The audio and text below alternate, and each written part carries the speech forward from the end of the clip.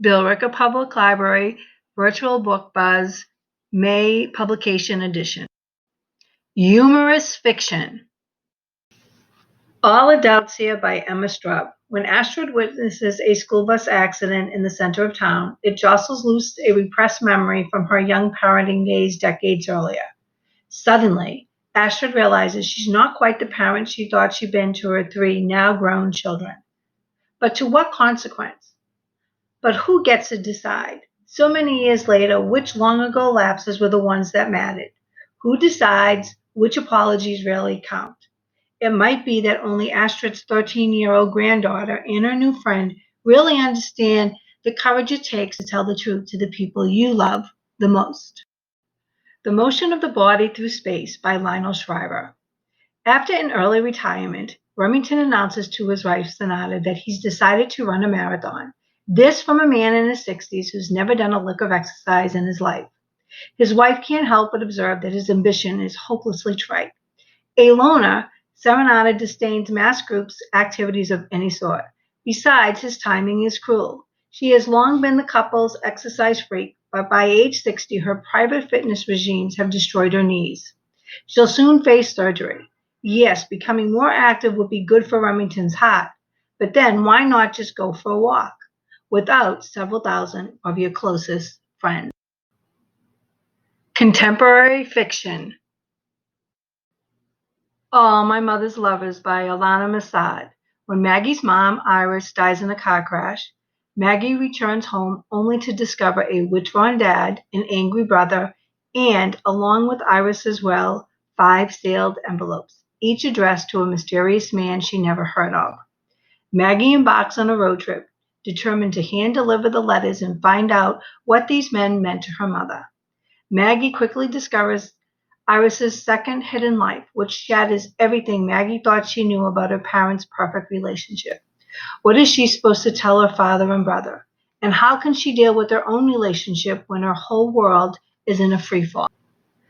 Shiner by Amy Jo Burns. Every Sunday, Wen's father delivers long-winded sermons in an abandoned gas station, where he takes up serpents and praises the Lord for his blighted white eye, proof of his divinity and key to the hold he has over the community, over Wen and her mother. But over the course of one summer, a miracle performed by Wen's father quickly turns to tragedy. As the order of her world begins to shatter, Wen must uncover the truth of her father's mysterious legend and her mother's harrowing history and complex bond with her best friend. And with that newfound knowledge, Wen can imagine a different future for herself than she had been told what to expect. Happy and You Know It by Laura Hankin. After her former band shot to superstardom without her, Claire reluctantly agrees to a gig as a playgroup musician for overprivileged infants on New York's Park Avenue. Claire is surprised to discover that she is smitten with her new employers, a welcoming clique of wellness addicts with impossibly shiny hair who whirl from juice cleanse to overpriced miracle vitamins to spin class with limitless energy. Filled with humor and shocking twists, Happy and You Know It is a brilliant take on motherhood, exposing it as yet another way for society to pass judgment on women, while also exploring the baffling magnetism of the social media lives that are designed to make us feel unworthy. Historical Fiction. Book of Little Acts by Lauren Frances Sharma. In 1796 Trinidad, young Rosa quietly but purposely rebels against the life others expect her to lead. Bright, competitive, and opinionated, Rosa sees no reason she should learn to cook and keep house, for it's obvious her talents lie in running the farm. She alone views as her birthright. But when her homeland changes from Spanish to British rule, it becomes increasingly unclear whether its free black property owners, Rose's family among them, will be allowed to keep their assets and their land and ultimately their freedom.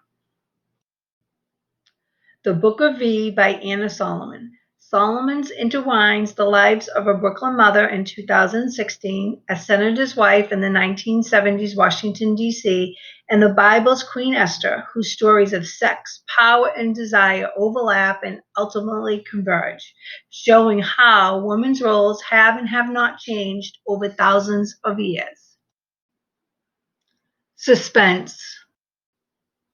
Little Eyes by Samantha Schwenlin. Kentuckers have gone viral across the globe.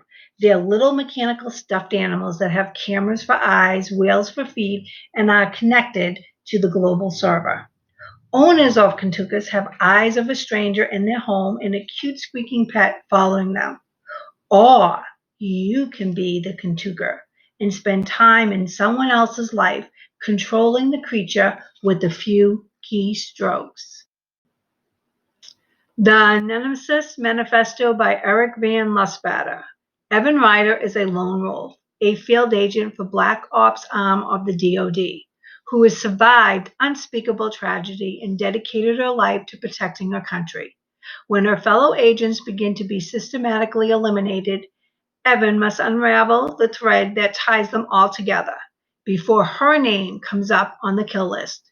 Can Evan uproot them before evil forces bring democracy to its knees? Science fiction.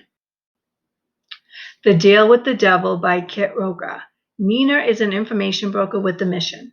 She and her team of mercenary librarians use their knowledge to save the hopeless in a crumbling America. Knox is the bitter battle-weary captain of the Silver Devils. His squad of super soldiers went AWOL to avoid slaughtering innocents, and now he's fighting to survive. They're on a deadly collision course, and the passion that flares between them only makes it more dangerous. They could burn down the world, destroying each other in the process, or they could do the impossible, team up. Network Effect by Martha Wells. You know that feeling when you're at work and you've had enough of people, and then the boss walks in with yet another job that needs to be done right this second, or the world will end. But all you want to do is go home and binge your favorite shows. And you're a murder machine programmed for distraction? Congratulations, you're a murder bot. When Murderbot's human associates are captured and another non-friend from its past requires urgent assistance, Murderbot must choose between inertia and drastic action. Drastic action it is, then. Non-fiction. A Better Man by Michael Ian Black. Black weaves experiences from his own childhood where being told to be a man meant not expressing fear or grief, even after he lost his father at a young age, with advice to his 18-year-old son about such subjects as fighting, sex, and dating. And throughout, he takes apart a culture that has led to mass shootings in places like Sandy Hook and near Black's own home, Parkland.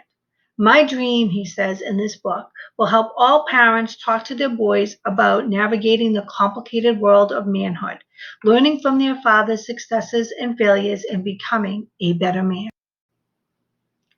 Dare to Speak by Suzanne Nossel. Nossel, a leading voice in support of free expression, delivers a vital, necessary guide to maintaining democratic debate that is open, freewheeling, but at the same time respectful of the rich diversity of backgrounds and opinions in a changing country. Centered on practical principles, Nossel's primer equips readers with tools needed to speak one's mind in today's diverse, digitized, and highly divided society without resorting to curbs on free expression. Wake, Bake, and Meditate by Kerry Connor is a guide to using cannabis to enhance your sense of tranquility. Whether you want to use cannabis to have peak experiences, find your bliss, send healing energy into your body, or make contact with the divine, author Connors provides easy step-by-step instructions to show you how. This book also includes recipes for the cannabis-infused dishes and drinks that support spiritual and emotional elevation. No matter where you are in your path or what your spiritual goals may be, the techniques and meditations in this book will uplift your soul. Weird But Normal by Mia Mercado. Navigating racial identity, gender roles, workplace dynamics, and beauty standards. Mia's hilarious essay collection explores the contradictions of being a millennial woman, which usually means being kind of a weirdo. With sharp wit and humor, Mia shares awkward, uncomfortable, surprisingly ordinary parts of life, shows us why it's strange to feel fine and fine to feel strange. Memoirs. The Greatest Beer Run Ever by John Donahue and J.T. Malloy. One night in 1967, 26-year-old John Donahue, known as Chick, was out with friends drinking in a New York City bar. The friends gathered there had lost loved ones in Vietnam. Now they watched as anti-war protesters turned on the troops themselves. One neighborhood patriot came up with an inspired, some would call it insane idea. Someone should sneak into Vietnam, track down their buddies there, give them messages of support from back home, and share a few laughs over a can of beer. It would be the greatest beer run ever. But who would be crazy enough to do it?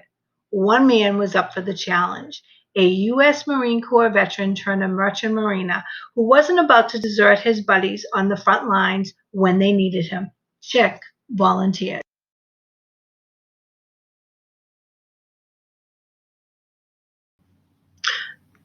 The Royal Diaries by Hilary Burton Morgan. While Hilary Burton's hectic lifestyle as an actress in New York and Los Angeles gave her a comfortable life, it did not fulfill her spiritually or emotionally.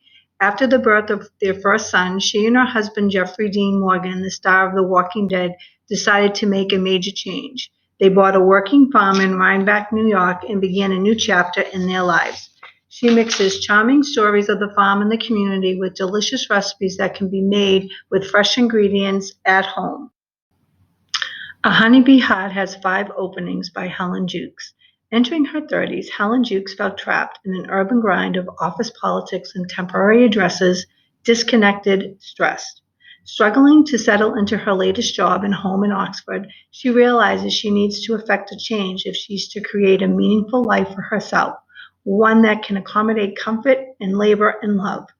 Then friends give her the gift of a colony of honeybees. According to folklore, bees freely given bring luck, and Helen embarks on her first full year of beekeeping. But what does it mean to keep wild creatures? In learning about bees, what can she learn of herself? And can traveling inside the hive free her outside it? "FAIREST" by Meredith Tolson. As an immigrant to the United States, Tolson came to be perceived as white. An academic scholarship to Harvard provided access to elite circles of privilege, but required Tolson to navigate through the complex spheres of race, class, sexuality, and her place within the gay community. She emerged as an artist and an activist questioning the boundaries of gender. Tolson realized she did not want to be confined to a prescribed role as a man and transitioned to become a woman, despite the risk of losing a man she deeply loved. Hollywood Park by Michael Gillette. In his raw, poetic, and powerful voice, Gillette portrays a childhood filled with abject poverty, trauma, emotional abuse, delinquency, and the lure of drugs and alcohol. Raised by a clinically depressed mother, tormented by his angry older brother, subject to the unpredictability of troubled stepfathers, and longing for contact with his father, a former heroin addict and ex-con, Gillette slowly, often painfully built a life that leads him to Stanford University and eventually to finding his voice as a writer and musician. Stray by Stephanie Danler. After selling her first novel, a dream she worked long and hard for, Stephanie knew she should be happy. Instead, she found herself driven to face the difficult past she left behind a decade ago. A mother disabled by years of alcoholism, further handicapped by a tragic brain aneurysm. A father who abandoned the family when she was 3, now a meth addict in and out of recovery. After years in New York City, she pulled home to Southern California by forces she doesn't totally understand, haunted by questions of legacy and trauma. Here she works towards answers, uncovering the hard truths about her parents and herself as she explores whether it's possible to change the course of her history.